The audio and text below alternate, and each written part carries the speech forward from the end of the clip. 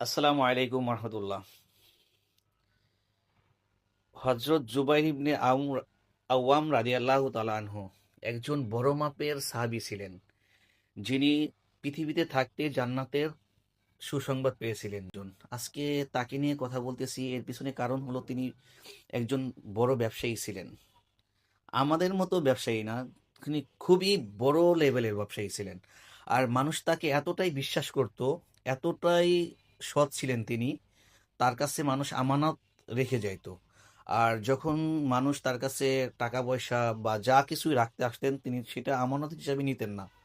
মানুষের কথা চিন্তা করতেন যে আমানত হিসাবে নিলে নাকি সেটা হারিয়ে গেলে বা মারা গেলে বা ওটা হলে সেটা পরবর্তীতে পাওয়া যায় না। তো তিনি চিন্তা করতেন যে এই টাকাটা যদি আমি ব্যবসায় লাগাই, এখান থেকে কিছু লাভ হবে, সেই লাভটা ওর উপকার হবে, আর আমার মৃত্যুর পরে যেন এই টাকাটা ওরা পায়। তো ঠিক সেটাই হয়েছে। তিনি মারা যাওয়ার পরে তার ছেলে আব্দুল্লাহ ইবনে জুবাইর রাদিয়াল্লাহু আনহু প্রত্যেককে তাদের পাওনা বুঝাই দিয়েছেন। আর বুঝাই দেওয়ার পরও তিনার এই পরিমাণ সম্পত্তি ছিল, অনেক সম্পত্তি ছিল, যা বলার বাইরে সেই সময়। সেটা ছিল আইয়ামে জাহিলিয়াতের যুগ থেকে তিনি এসে স্বর্ণযুগের মধ্যে সর্বশ্রেষ্ঠ মানব হয়ে গেছেন। রাসূল সাল্লাল্লাহু আলাইহি সাল্লামের পরে এই সাহাবীগুলোর স্থান। তো এত বড় একজন সাহাবী, তিনিও কিন্তু ব্যবসা করতেন। আর আমরা এই যুগের মানুষ হয়ে এখন আমরা জাহিলিয়াতের যুগে চলে যাচ্ছি। কি বলবো যে এই সমাজে দেখবেন, যদি কেউ কারো উপকার করে, বিশেষ করে আমরা বাঙালিরা, যদি কেউ আমার উপকার করে, আমি তাকে বাঁশ দেওয়া পর্যন্ত, ক্ষতি করা পর্যন্ত আমি তাকে ছাড়বো না। এজন্য আমাদের একজন নেতা ছিলেন শিবচরের, জনাব ঠান্ডু চৌধুরী। তিনি বিএনপি নেতা ছিলেন। অবশ্য আমি তার মুখে শুনি নাই, এই সময় তো আমি ছোট ছিলাম। তো একজনে বলতেন যে তিনি যদি মানুষকে উপকার করতেন, তাহলে আরো কিছু টাকা তাদের হাতে ধরিয়ে দিতেন, দিয়ে বলতেন যে তোমার তো উপকার হয়েছে, এখন তোমাকে বাঁশ দিবা বা ক্ষতি করবা, তো সেই বাঁশ কেনার তো টাকা থাকবে না, তো এই টাকাটা রেখে দিও, পরবর্তীতে তো বাঁশ কিনে দিতে পারো। কথাটা কিন্তু হাস্যকর, হাস্যকর হলেও এটাই বাস্তব। এটাই বাস্তব, কারণ আমি ছোট মানুষ, এই ছোট ব্যবসা, সেই সুবাদেও আমি যাদের সাথে ব্যবসা করি সবাই বড় বড়, আল্লাহ পাক তাদের যথেষ্ট দিয়েছেন। আমার জানা মতে আল্লাহ পাক সবচাইতে অর্থ সম্পদ সবচেয়ে বেশি দান হলো ব্যবসায়ীদের। সঠিকভাবে ব্যবসা করে মানুষ যেভাবে কোটিপতি হয় বা পান, অন্য কিছুতে এইভাবে হয় না। ব্যবসায়ীদের মধ্যেই সবচেয়ে বেশি দান আল্লাহ পাক, আমার যতটুকু ধারণা, ভুল হতেও পারে।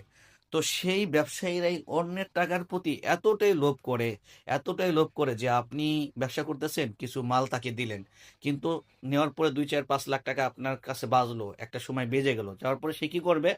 আমি কি করব, তারকে বাদ দিয়ে এই টাকা না দিয়ে আবার আরেকজনের সাথে ব্যবসা শুরু করব, যাতে তার কাছ থেকেও আনতে পারি। অথচ এরা কারা? এরা কিন্তু দিন শেষে রাত্রে গিয়ে সেই বিল্ডিং এর মধ্যে ঘুমায়, 10 তলা 5 তলা বিল্ডিং এর মধ্যে ঘুমায়, ইসের মধ্যে গাড়িতে চড়ে, কোটিপতি। এদের কিন্তু টাকার কোনো কমতি নাই, কিন্তু অন্যের টাকার প্রতি তাদের লোভ মানে আমাদের লোভটা কম থাকে না। কারণ কথায় আছে, যার যত আছে তার তত লাগে, তো আমাদের ততই লাগে। আসলে কথাগুলো বলা ঠিক না, এভাবে বলাটা। তারপর কি করবো, বাধ্য হয়ে বলতেছি। কারণ আমি এত ছোট ব্যবসা হিসেবেও আমার জীবনের ম্যাক্সিমাম ইনকাম হলো এখন মানুষের কাছে। মানুষের কাছে এখন তারা আমাদের সাথে ব্যবসাও করে না, কিন্তু টাকাটা দিচ্ছে না। কথার কথা 2, 4, 5, 10 বছর পরে টাকাটা দিল। দেওয়ার সময়ও কিছু কিছু লোক আছে এরকম বলে, কিছু কিছু না অনেকেই, যে এতদিন তো ব্যবসা করলাম এই সেই, এখন 10 বছর পরে দিতে আছে, কিন্তু কথাটা কথা 1 লাখ টাকা। 10 বছর পরে আপনি দেখবেন যে স্বর্ণর দাম ছিল কত টাকা, আর এখন স্বর্ণের দাম কত টাকা আসছে, 10 বছর আগে কত ছিল এখন কত আসে। 1 লাখ টাকা পাইছি 10 বছর আগে পাইতাম, সেই টাকাটা এখন এসে বলতেছে ভাই এই সেই, আপনি 50,000 টাকা রাখেন বা 30,000 টাকা রাখেন, বাকি টাকাটা মাফ করে দেন। অথচ তার সামর্থ্য আছে পুরোটা দেওয়ার। তো এইভাবে বললে কি সে মাপ পেয়ে যাবে?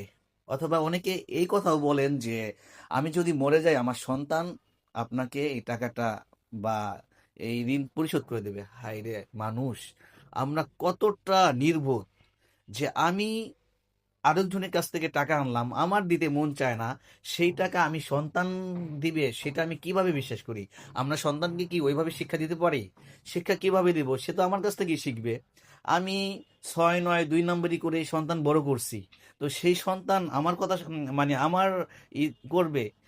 অথচ কিয়ামতের দিন এই সন্তানই কিন্তু আমাকে কাঠগড়ায় দাঁড় করাবে। এটাই বাস্তব যে এই সন্তানই কিয়ামতের দিন আমাকে কাঠগড়ায় দাঁড় করাবে, যে বলবে যে এই সন্তান ফ্যামিলির যে যারা আছে তারা বলবে যে আমরা তো বলি নাই তাকে অবৈধভাবে টাকা ইনকাম করে আমাদের খাওয়ানোর জন্য, সে খাওয়াইছে কেন? এভাবেই বলবে।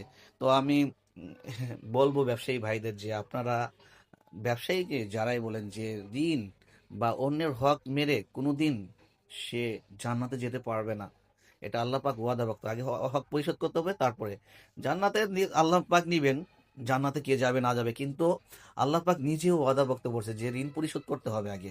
কারণ ঋণের ক্ষমা আল্লাহ পাক মাফ করবেন না।